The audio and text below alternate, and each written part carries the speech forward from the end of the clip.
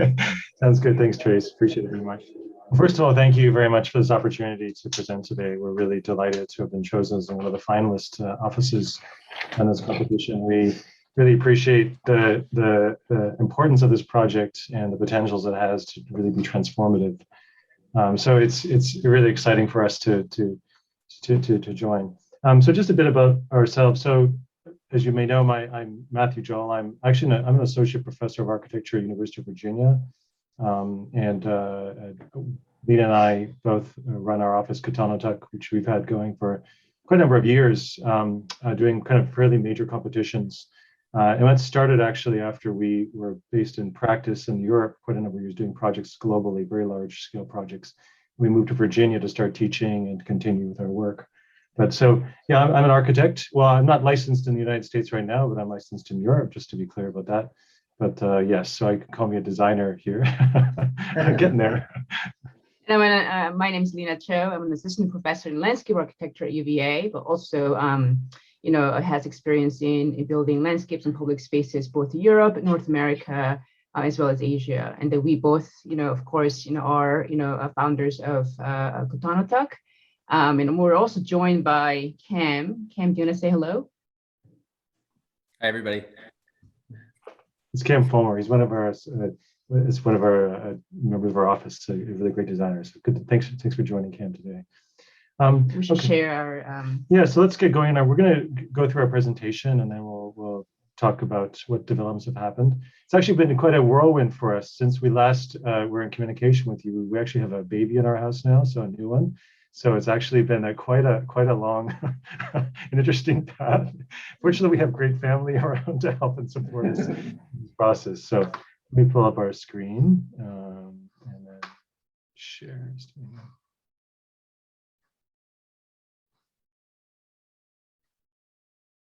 Can you all see the slides? Great. Good. Okay, great. Yes, we can see it. Yeah, there you go. Okay, so we appreciated very much the comments that we got back from the jury after our first submission. So we looked at those very carefully and developed our proposal further from that point. And we also had a really great opportunity to reach out to various consultants in North Carolina to ask them for advice as we said and move forwards. One of the things that we just wanted to emphasize, and maybe this was apparent in our first round submission, is that people come to, the star of Atlantic Beach is the beach. The beach is such a beautiful resource. It's an amazing thing. I mean, it is undoubtedly the star attraction. We traveled to Atlantic Beach after learning about the competition. We'd actually been to the area previously on past trips, but this is the first time we'd come down to, we met Mayor Cooper and had a chance to really look at the site and understand the conditions. And it was striking to us how incredibly rich historically the area is, Fort McCall, and also the history along of the sites that we noticed in the bottom left-hand corner of the people that have made Atlantic Beach home for generations. So we walked around. Our daughter is actually up here in the top left-hand top right-hand corner, and really sort of tried to understand as best as we could. As I've been told by Tim Oakley, who's we're dingbatters, which is something a term we learned from North Carolina. So we are trying our best to make up for knowledge that's local. One of the things that's really kind of important for us to emphasize at the start is we see this project as having the potential to aid in Atlantic Beach becoming really the gem. It is the gem of the Crystal Coast. And one of the things that's really essential in how we think about this project is as an anchor of linked series of plug-in public spaces and amenities. And we're really thinking about design in terms of pragmatics and efficiency, while also emphasizing accessibility and exceptional experience. So as simple as possible, but also exceptional. And that's what we strive to do in our work. So here's just an image, an overall kind of flyby of the project situated from a drone shot that we took when we were down visiting. And we'll explain this in more detail, but you can see the kind of key kind of elements. You can see the pavilion in the center, and then off to the left is the bathhouse, which is called the Crossing. But we'll get into this in more detail. Another shot looking head on. One of the things that is really essential to us is accessibility and also shading and seating, which we really began to sort of explore more deeply in the project as we went further. Yeah. So we'll start with our site strategy and come back to this image, which really was I think crucial for us to understand, is the location of the existing seawall and the importance of mitigating flood and hurricane hazards to the community. So this seawall was an essential part of our thinking, and also the location of the homes that are abutting the existing boardwalk. So based on the guiding principles, as we mentioned before, number one, the beach is the star. So anything that can maximize the relationship between the city to the beach and boardwalk and other elements that are, accentuating the relationship is what we strive to do. Number two is keep the design simple. We understand that this is not like a huge scale of the site. So we want to maintain both the kind of intimacy of the neighborhood, but also being able to accommodate the public function for both kind of small and large events. And the third principle is develop a flexible system of plug-in spaces, in which we'll get into this, but then the idea of flexibility based on the different types of uses and seasonality is really important and driving factor for our design, for both supporting the existing kind of usage, especially the homeowners, business owners, et cetera, also future developments that's going to happen around the site. So based on that, and going back to that kind of earlier photo that Matthew mentioned, the existing seawall and how that has in a way guided us, the spatial organization that kind of emanates throughout our design strategy is this kind of these 4 slides. Number one, we are going to try to assess and see if we can reuse the concrete seawall and boardwalk foundation. The seawall, as in kind of like, right now, 30-inch high kind of elevation, but also the concrete foundation underneath the existing boardwalk, the wooden side of it, we can perhaps, use those as a starting point for thinking about the boardwalk. Number two is elevating the boardwalk on the south side of the seawall to protect the privacy of the residents. So this is something that we'll get into. I know one of the comments asked us to elaborate on this, and we'll get into this one later. And number three is elevating that kind of 2.5 foot above the existing grade, simplifies the access of the boardwalk and the beach and preserves the privacy. And in terms of simplification, it really means that we can minimize the use of the railing. So there's no railing except the ADA ramps to really maximize that uninterrupted views in relationship to the ocean, but also it will reduce the cost of the project significantly. So this is the site plan and overall site plan. And at the end of the presentation for kind of appendix, we have zoomed in site plans for detail, which you can look at it. But this has several key components that we're kind of designing for. The first one is the upper boardwalk, as we mentioned, which then integrates into the lower boardwalk element. And then out of this, there are many different plug-in moments, such as the pavilion, the grove, the bathhouse, the seating elements, and so on. And all of these, in a way, kind of combined together, provides a overarching site organization for the site. And there are kind of 3 main parts. One here is the ABC Park, Alfred B. Cooper Park. And then the left is the crossing. Those 2 are the kind of main plug-in elements. And then the boardwalk that links all of these, for example, the west and then the east side of it. So starting with Alfred B. Cooper Park, there are several key elements to it. The grove, which is a stand of live oaks that you can see on the screen. The plaza, located in the center, is a multifunctional space that can accommodate food trucks and other events, open space, but also art, exhibition of art. And also the diamond, which is what we're calling the pavilion. So in this view, kind of axo view, you can begin to see the elements in the relation to each other a little more clearly. One of the really important aspects is that the grove is something that we looked at very carefully, and Lena will explain this in more detail, but as a shading element is really essential in introducing ecological systems back into the site that are natural to the area. The other part that's actually really important to point out here is the elevated nature of the pavilion. We have an occupiable roof, We find that actually one of the really exciting elements that could be to draw people and visitors to Atlantic Beach is this idea of going up and looking out over the beach and looking at events that are happening. So not only is it a performance space, but also it's a lookout. This is, yeah. So this is the Grove, and throughout there are actually these QR codes on the left side or somewhere in the screen where you can use the phone to really look around the scene. And we'll provide this PDF slide to you so that, after the presentation, you can also take a moment to look around the space. But this is one of the ways in which people will enter into the boardwalk, right? It's really a grove as a shading element, but it's also a gathering element where there will be a kind of, dedicated art display zone surrounded by the seating. This is also where we imagine a part of the historical markers to be located, which we'll explain later. But this provides kind of, a very nice framed view towards the ocean and then the boardwalk. One of the jury comments was about, the shape of the groves, how they tend to, of course, along the beach, have a gnarly kind of low to the ground spreading form.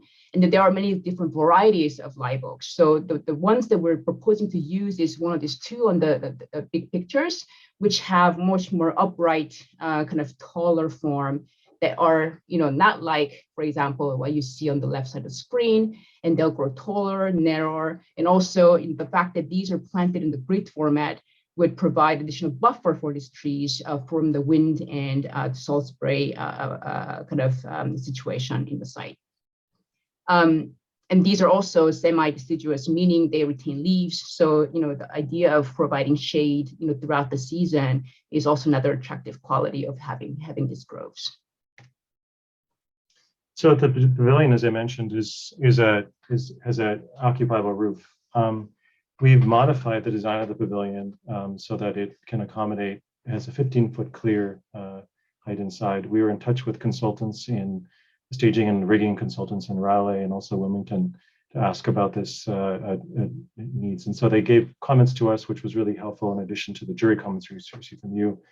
So we've raised the height of it. And actually, I'll show you some images later, but we also looked at the transparency of the upper element. We've eliminated a large stair underneath and actually created a much more compact stair that goes up a structural element on the left side. To maximize the view. Maximize the view of the ocean. Yeah. Here's, I won't spend too much time on the plans, but you can kind of understand that kind of stair element. There's an ADA lift, a skylight, which we think is actually nice to introduce some variability in terms of spatial conditions in the pavilion. And then also a top roof sunscreen kind of element, which you'll see in another image. Sections going through the pavilion. We've been in touch with a structural consultant based out of Raleigh and had some feedback on the design. So now we have a structural section in place. It's a waffle. This structure will be concrete, and we won't be using steel because that is essentially a road to difficulties when it comes to corrosion. So concrete and wood are the primary elements.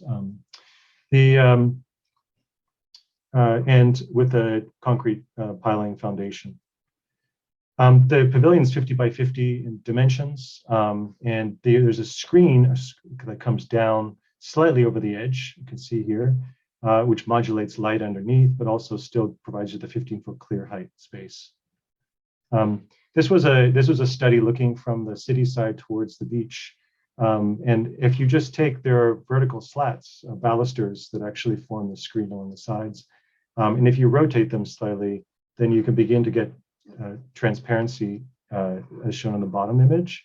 So there's ways to look at it in terms of transparency and opacity of the screen. And we think this ephemeral quality could be very beautiful for just the landmark nature of this pavilion. Just a view in the space underneath. The boardwalk passes directly underneath, and then you can get an idea of some of the spaces. There's a QR code here. It gives you a 360 view on the side. We'll have it at the end as well, so you can use your phone and try it. It's actually quite interesting to have a look. And then in addition to the grove and the pavilion, the plaza is what's also kind of completing the space in the center of the boardwalk site. The idea here is that we're going to use, again, a pretty coastal condition resistant materials such as the concrete, salt tolerant grasses, and kind of existing paper blocks, we're thinking of perhaps recycling some of those existing materials on site. And they will be kind of scattered as a different kind of pixelations, in the center of in the center of the plaza. And then the idea of these pixels in the plaza is that these are also kind of sized so that they can act as a parking spaces for mobile vendors for different event spaces. And then these are materials are alternating as ground materials, and they also have a flexible use and also built-in kind of programs such as the kind of street chess, mist sprays, and so on, while also providing a space for different art displays and other functions. And going back to the multifunctionality, the park itself, for example, can host the large events, and the pavilion acting as a stage facing towards the beach. But also there are spaces between, for example, the pavilion and the grove, where it can host a smaller events such as, stand-up comedian shows, for example. And then the loading access for a larger truck can also come in through the street here into the backside. And also the mobile vendors, as I mentioned, can have a kind of circulation scheme, inside to park on certain events. So this was actually a key element. I was going to come back to this image here. This pavilion has two faces. It has a beach face and it has a grow face. So on the left here is the grow face, and this is for smaller events. That's why we rotated it about 30 degrees. And then the beach face, you can actually use the boardwalk also as part of an extension of the stage. So it's much, much larger. So that's a really, really key element of this. Let me just keep going here. Mm-hmm. So there's an image of Atlantic Beach Music Festival in full swing as we see it. Again, I think it would be an amazing venue, and I think for really the contribute enormously, I think, to this continuation of the festival. But then what's also interesting is you have the rooftop view looking down on sports events and other things. And I think it just provides also a destination, which I think is quite exceptional for visitors, and a landmark. So we're going to move to the crossing. It's off to the west side of the site. So the crossing, do you want to talk about the crossing? No? Okay. So the crossing consists of two kind of key elements. One is the bathhouse, this long bar, and then also a larger kind of plaza space, right? The long bar contains bathrooms and some changing facilities for families. And the outdoor space contains a splash pad, places to sit in the sun for parents to watch the kids. There's a space for mobile vendors and parking, also for food trucks if needed, some additional shade.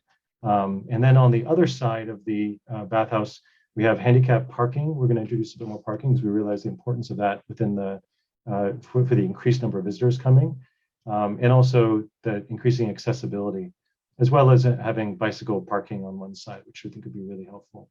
And then just to the quieter nature of the west side, where the parking spaces are, is also a kind of buffer strategy between the new project and the existing homes, for example, that you see here. Yeah. We include also, there's a dune playground on the sands right in front of us. There's an existing dune, yeah. So, and then a rinse station at the end. So here's a plan view of the bathhouse. We can't go through it in too much detail, but there's men's and women's bathrooms, and then there's also some storage, and then a family changing area, which I think would be ideal for families coming there with lots of kids, and you just want to have them all together when you're, which I think is always, we appreciate that enormously. And then a shaded area for people to both access the beach, but also to sit and meet up with each other. A section running through the bathhouse. The part that's north of the seawall would be slab on grade concrete, and the part that is south of the seawall would be concrete piles. It's a wood frame structure. I think one level. It's very simple. Skylights coming in with natural light coming into the space. Just a view from the walking into where you access the bathrooms, the toilets. This is a view from one of the toilets. One of my great desires in this project was a toilet that you could see the ocean from. I actually wanted if we could have a stall, you could actually see that the ocean would be the most amazing toilet I think on the east coast of America or anywhere. So, well, natural light coming in. we have a place you can wash your hands and some urinals, I suppose, and the women's have a similar, so we could flip them around. But anyway, so this is a natural light coming in through these skylights. Yeah. A view looking towards the east, Vryn Station in the front, and you see the shaded area on the right here, looking down the boardwalk and the pavilion in the back. And then an overview again of the space popping out, and you can see some of the elements we described earlier. But also along one side, sloping up with the crab claw was the climbing wall. A climbing wall along one side, which would be quite fun for kids to play around on. So this whole area is a kind of supervised safe space, but also very easy access and bringing people down onto the beach. It's also very multifunctional as well, just like the plaza in the park, right? There are many elements where different programs can be used. So for example, vendors can park their spaces at certain locations. Sometimes people can play basketball, sometimes people can, do other things. So the overlapping of the programs and maintaining the functionality, multifunctionality is really key for both plazas and both spaces. Yeah, we'll talk more about these steps we call the wave down here, which is in the shading in a later slide. Boardwalk. So we're going to talk about some of the elements along the boardwalk, which have developed since our last first round submission. We call the boardwalk east and the boardwalk west, these two zones. So within the whole boardwalk, we've designated and acknowledged the fact that the critical importance of shade, seating, and lighting. So in the top left-hand diagram, we're just annotating some of the areas where we're highlighting these elements. Also, the potential for art display in the bottom left-hand corner, where and how that can happen. Historical markers, we have a strategy we're proposing shortly where and how those would be placed. And then also this diagram, the bottom right, just showing basic ADA access, which is essential, bringing visitors down to the hard packed sand, which is an extension of the lower boardwalk. I think one of the key things too about these diagrams is that boardwalk is really acting as a link among many different elements that are plugged into the boardwalk, right? So, for example, historic markers, we're thinking of, concentrating people-based markers in the grove, while the place-based markers are kind of scattered throughout the boardwalk itself in close proximity to where those places used to be. Same thing with the art display. There is a dedicated display zone in the park, but then throughout the boardwalk, because of the width of the boardwalk, different pieces can be displayed during certain events or festivals for temporarily, and then and vice versa. So going to the boardwalk east, this is just identifying some of the elements that you see in plans, so you can see them a little better in AXO view. We call this area the muscle mat, which is kind of a workout area, gym equipment. We have a dune garden with a shaded screen over top. This is a quiet place to sit. And then some seating and lighting markers and border planting. We'll get into that in a minute. If you go to the west boardwalk, we have a section called the waves, which is a set of different sizes and shapes of steps leading down and towards in front of the volleyball courts. We've rotated the courts 90 degrees from what they're currently positioned, so that they'll actually have the long axis so people can watch almost like bleachers looking at the side as opposed to looking at one end. I thought that would be actually for day-to-day use, it might be a really effective strategy to have people engage and watch the games more easily. So this is going back to the east side of the boardwalk, starting with the dune garden. And by the way, the both ends of the boardwalk itself meets the dunes, the existing dunes. And we think it's very important that these kind of, plug back into the existing dunes by providing similar programs like this, but also linking to the existing kind of informal trails that are part of the dunes. So this is the dune looking towards the west, and then you see the kind of the workout area as well as the pavilion. In both, for example, the upper boardwalk and the lower boardwalk on the right side. Lower boardwalk obviously is where it interfaces with the private homes on the right. But these are some of the strategies that we're going to implement in terms of how to maximize the privacy issues. So there are three typologies of spaces along the lower boardwalk that meet with the residential. So the first one is, the lower boardwalk where there are, kind of seatings on the upper side. In that case, we're going to use kind of medium level kind of height shrubs and grasses to provide that additional kind of privacy. When there is a seating on the lower boardwalk, we'll use taller plants to provide additional buffer. And if there are areas where the entrances are to the homes, to the yard, then the width of the boardwalk, of course, widens, and then there are no seatings around there. So it's kind of combinations of the seating location strategy and then the planting strategy to really make sure that the privacy of the residences are kind of kept and maintained, while also providing, ways to minimize kind of windblown sand and slows runoff, increase the home values, and so on. I think there are kind of multi-faceted benefits for creating the kind of two-tiered boardwalk systems, but also with the planting and seeding strategy. Yeah. So keep things low and then use vegetation as well to bring value, and as well as sort of, and I think that's one of our really kind of fundamental strategy, planning strategy. So this is a view looking down from one of the houses, the condos next to the boardwalk and the waves area. And we were like experimenting a little bit with the canopy or shading structures.